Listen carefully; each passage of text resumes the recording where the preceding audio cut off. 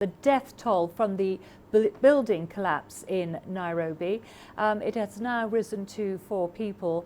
Other sources report this number at 3, and local media reports that around a dozen others have been rescued from the debris.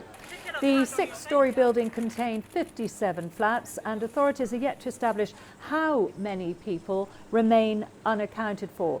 The rescue operation is being led by the military. Authorities have warned that the death toll is likely to rise. Lucky to be alive. Almost 5 hours after a 6-story apartment block on the outskirts of Nairobi collapsed, this man was pulled out of the debris by rescuers and rushed to hospital. Others were not so lucky. At least 2 bodies were recovered and taken to a nearby morgue. The total number of people rescued so far is 8 who have been taken to hospital.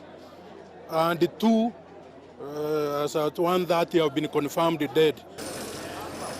But that figure, authorities cautioned, was likely to rise as rescue efforts continued into the evening.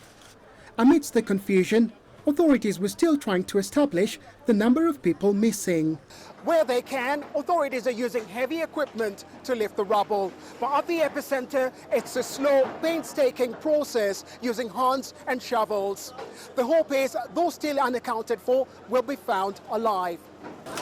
A neighbor, Onesmus Maingi, says he was going to the shops at about 8 a.m., a time when most people would have been starting their day when the building came down. I was going to buy milk when I had a bang. On looking, I saw the first floor collapsing. I ran for help, and that's when the rest of the building came down. It is still not clear what caused the building to collapse. But the country's infrastructure has been devastated by heavy rainfall and floods, which have claimed over 100 lives in the past 3 weeks. Rescue officials say the 6-storied building had 57 flats. In March last year, a government audit on buildings earmarked 200 buildings in Nairobi alone for demolition, terming them unsafe for human occupation, while a further 688 structures, mostly in low-income areas, warranted inspection. Robert Nagila, CGTN, Nairobi, Kenya.